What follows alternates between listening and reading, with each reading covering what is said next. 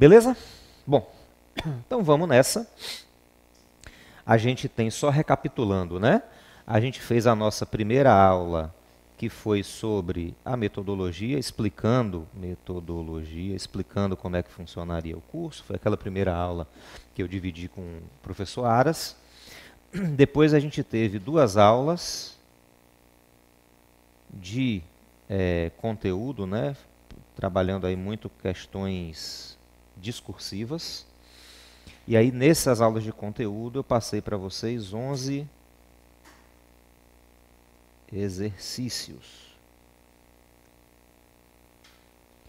Depois vocês tiveram a aula 4 e a aula 5 com Aras sobre petição inicial. Foi isso? Pronto, então vocês já estão matando a pau aí na técnica da petição inicial. Vocês viram que não tem... Matando a pau, matando na mão, não precisa nem de pau, vai na mão mesmo. Vocês viram que não tem mistério, você não tem que decorar nada, não é isso? Porque a gente tem aquela, não, eu tenho que decorar o modelo. Você não tem que decorar o modelo, você tem que entender onde está. O Código de Processo Civil traz para a gente o roteiro exatamente do que a gente tem que fazer na petição inicial. Tem ali no artigo 319, o 320 também que fala da documentação, mas o 319 traz toda a estrutura do que precisa ter a petição inicial. Então aquilo ali é tranquilo, você só tem que lembrar onde achar isso, mas a gente vai marcar o material. Lembra que na semana que vem a gente vai ter um momento aí específico para poder marcar o material. Por que a gente não marcou ainda? Porque muitos amigos e amigas no Brasil todo ainda não conseguiram receber seus vademecums, né? Até ontem, anteontem, eu estava recebendo mensagens de colegas que moram em cidades do interior, daqui da Bahia e de outros estados, com dificuldade de encontrar material. Na cidade não vende aquele tipo de material, eles não estão conseguindo encontrar, eles estão pedindo pela internet. Então a gente está dando aquele tempo da internet, né, do correio entregar, para a gente poder fazer a marcação. Acredito que a gente já consiga fazer essa marcação na próxima semana. Mas vai estar marcadinho lá o artigo 319 e o artigo 320 do Código de Processo Civil, então na hora da prova, caiu petição inicial, você abre ali que tem a estrutura. E caiu ação direta de inconstitucionalidade, e agora é a mesma estrutura. A ação direta de inconstitucionalidade é uma petição inicial como qualquer outra. Ela vai ter o que exige o artigo 319 e o artigo 320 e vai ter alguns requisitos específicos da ação direta de inconstitucionalidade.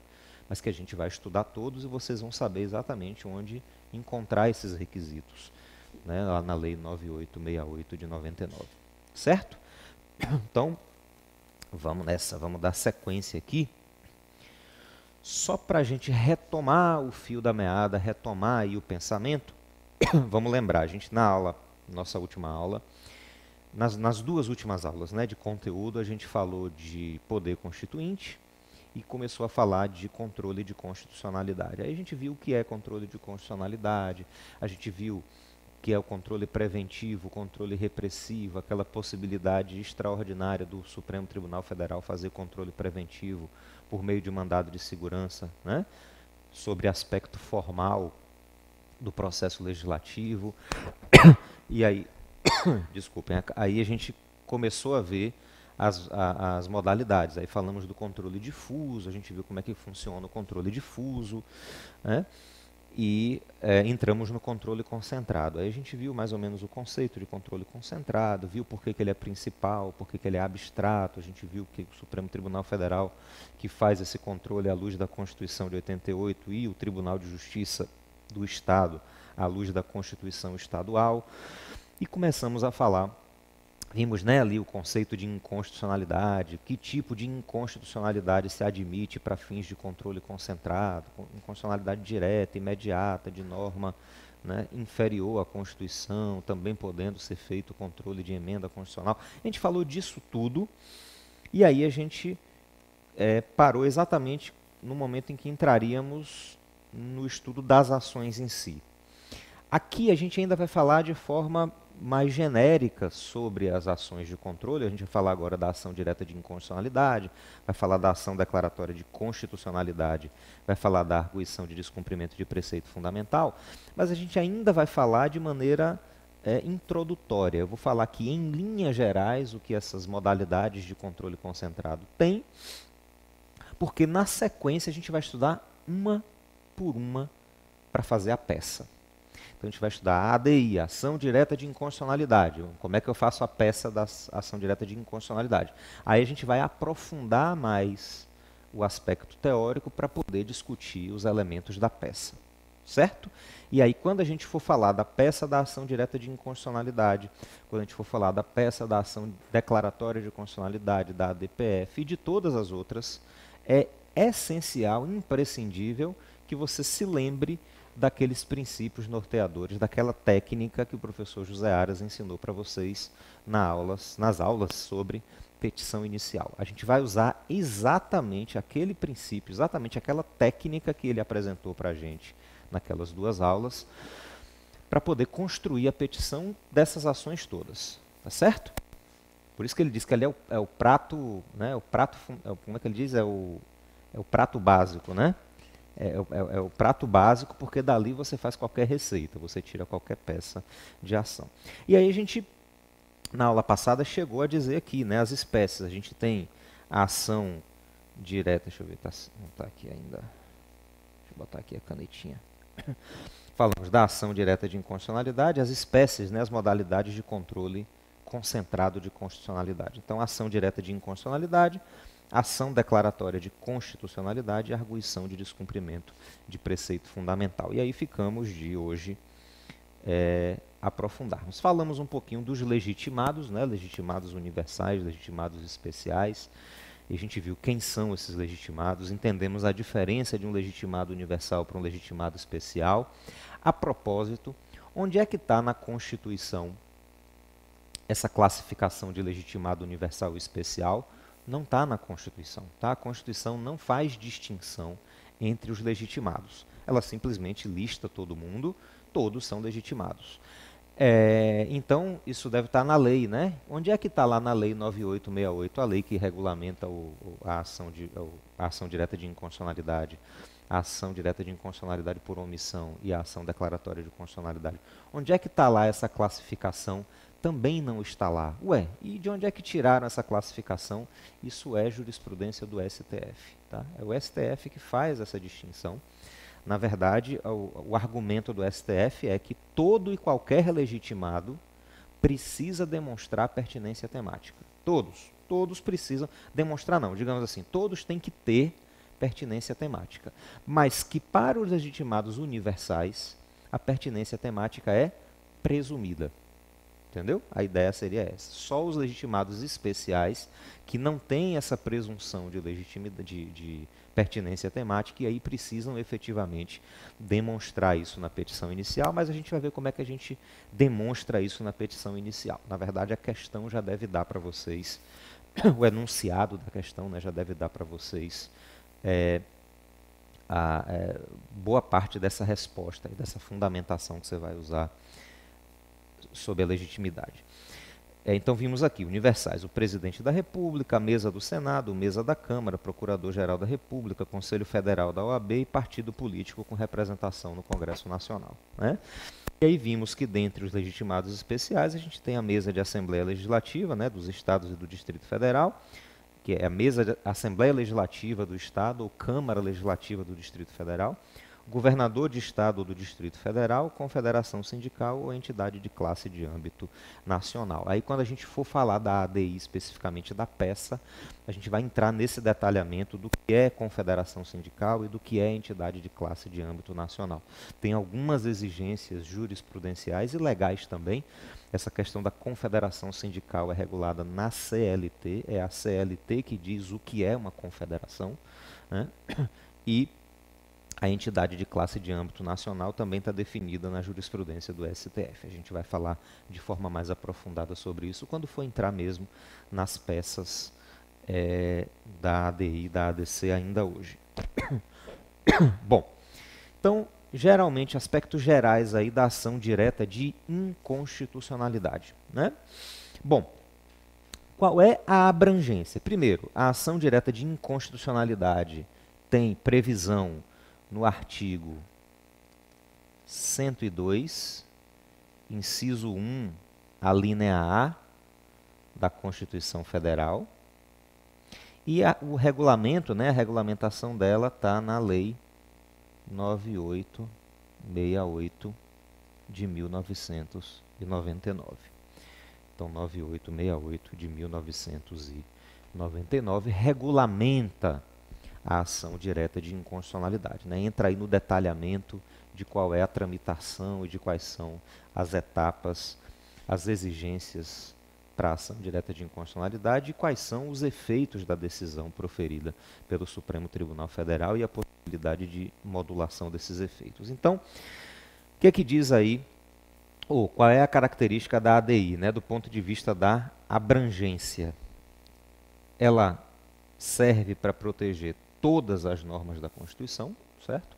Toda e qualquer norma constitucional pode ser protegida, pode ser resguardada, defendida por meio da ação direta de inconstitucionalidade.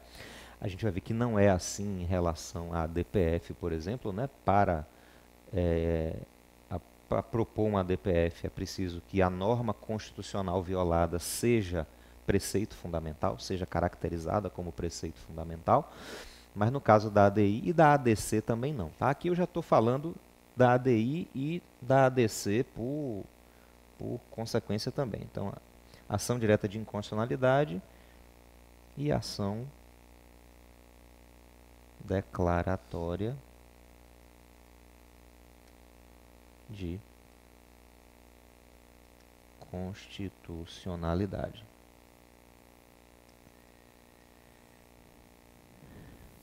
As duas são muito, muito parecidas. São irmãs gêmeas, na verdade, né? Tanto que a gente vai falar do efeito dúplice aqui que se aplica nessas ações. Os legitimados são os mesmos, a gente vai falar sobre isso aí tudo de forma mais detalhada. Mas eu posso, por meio de ação direta de inconstitucionalidade e ação declaratória de constitucionalidade, promover a defesa de toda e qualquer norma da Constituição Federal.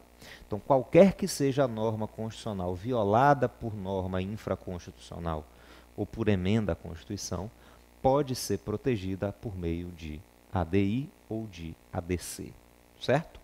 Uma outra característica é que, né, ou seja, quais atos podem ser impugnados por meio de ADI e ADC. Qualquer ato normativo federal e estadual, vou falar essa questão do estadual em relação à ADC, né? A ADC não engloba ato estadual, mas ADI. O que é que pode ser impugnado por meio de ADI?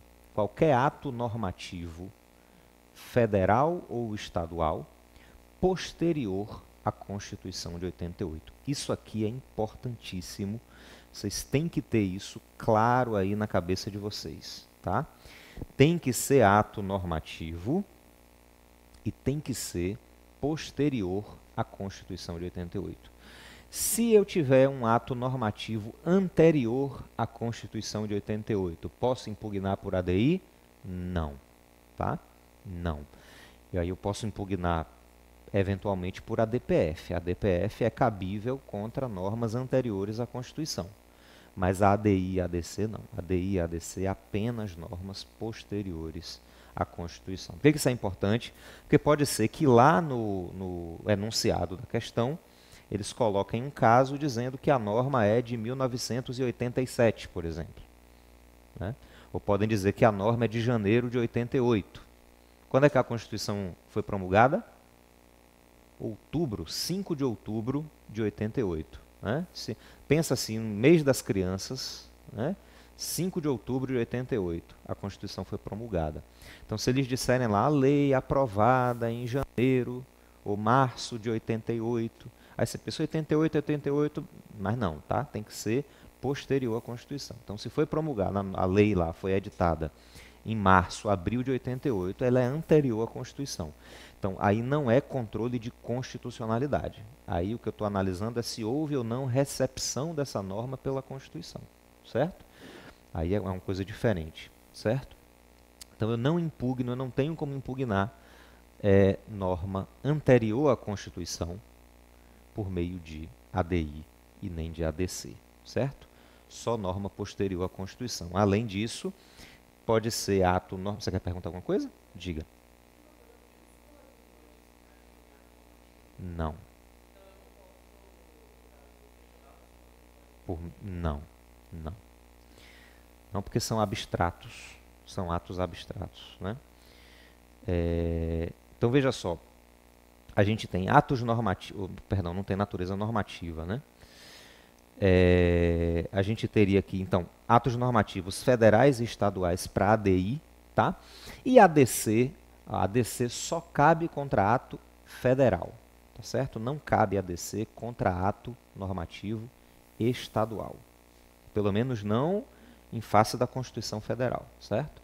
Os estados podem criar a ação declaratória de constitucionalidade no âmbito estadual? Podem, basta que a Constituição Estadual preveja isso. Pode, eles podem sim prever, eles podem sim criar ação declaratória de constitucionalidade no âmbito estadual. Isso estando previsto na Constituição Estadual e tendo lei estadual regulamentando, não tem problema nenhum. A competência vai ser do Tribunal de Justiça, né, pelo princípio da simetria, e a gente deve seguir aí basicamente os mesmos princípios norteadores da ação direta de inconstitucionalidade, né? Mas no âmbito federal, quer dizer, perante o STF, à luz da Constituição de 88, a ADC só cabe contra ato federal, não cabe contra ato estadual. E tem que ser ato normativo, certo? Posterior à Constituição Federal. Depois a gente vai ver exatamente quais são esses atos normativos, tá? Quando a gente for entrar na ação direta de inconstitucionalidade, aí a gente vai ter detalhadamente, né, tem que ser norma primária, aquelas normas listadas no artigo 59 da Constituição. A gente vai falar disso aí com mais detalhe. Aqui é só aquele apanhado geral mesmo, para a gente poder depois aprofundar quando a gente entrar aí na discussão mesmo da peça, né, da ação direta de inconstitucionalidade e da ADC. A gente já começa hoje, provavelmente hoje a gente já fale da ADI. A previsão era que hoje a gente falasse de ADI e ADC já, e amanhã já entrasse em direitos fundamentais, ADO, né?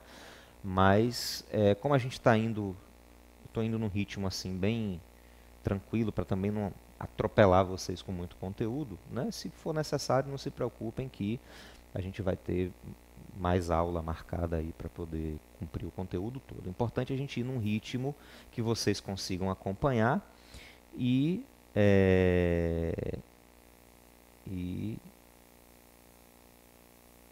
a gente caminhar direitinho. Tem um aluno aqui perguntando se o site está com problema, mas se eu posso colocar ele na lista. Então eu estou achando que o site já está funcionando. Mike, sabe se o site já está ainda não? Não sei se ele conseguiu ver aqui de algum jeito, mas enfim, assim que a gente der um intervalozinho aqui, eu já crio. Pode ter ligado, é verdade. Bom, então, quais vão ser os efeitos aqui da decisão? A decisão que declara a inconstitucionalidade. Bom, se eu tenho uma decisão que declara constitucionalidade, aqui não vai ter uma dificuldade muito grande não, porque a norma já estava valendo, já estava em vigor, né? Vamos lembrar só de alguns detalhes aqui, ó, vou desenhar aqui aquela velha linha do tempo, né? Então temos aqui, ó, a linha do tempo. Está aqui a linha do tempo. Digamos que eu tenha aqui a data da edição da norma. A norma foi editada nessa data, nessa primeira data aí. O que acontece? Quando chega aqui alguns anos depois, a gente tem a impetração, vamos dizer que seja da ADC, uma ação declaratória de constitucionalidade. Deixa eu perguntar uma coisa para vocês aqui, vocês de casa. Qual é a diferença entre ADI e ADC? Tem alguma diferença entre as ações? Bom, do ponto de vista procedimental, nenhuma diferença, certo? Quer dizer, tem um detalhezinho ou outro, mas a gente vai ver quando eu for falar da ADC. Em que sentido, né, do procedimento? A lei, quando fala da ADI, diz que o advogado-geral da União tem que ser intimado para poder se manifestar sobre a constitucionalidade daquela norma. Tem um prazo para fazer isso. Quando fala da ADC, não exige a intimação do procurador-geral da República, do advogado-geral da República, né? Quando fala da medida cautelar na ADI, precisa ouvir o advogado-geral, precisa ouvir o procurador-geral antes. No caso da ADC não precisa, não há essa exigência na lei. Então tem essas pequenas diferenças procedimentais, mas de uma maneira geral o procedimento é muito parecido, é praticamente igual entre as duas. Né? Qual é a diferença básica aqui? Digamos assim que a grande diferença entre a ADC e a ADI é uma só, que é a seguinte, ó. Vou puxar aqui para o cantinho. Já disse a você que canhoto é um negócio sério, né? Espaçoso. É porque a gente borra tudo que a gente escreve. Então, para a gente não borrar o que escreve, a gente tem que escrever todo troncho assim. Mas digamos aqui, ó, vamos colocar aqui ADI, vamos colocar aqui ADC. Vamos pensar na estrutura da petição inicial. O que eu tenho que ter na estrutura da ADI? Claro que a gente vai falar disso de forma bem mais detalhada daqui a pouco, mas eu tenho que ter, dentre outras coisas, né? Eu tenho que indicar a norma impugnada,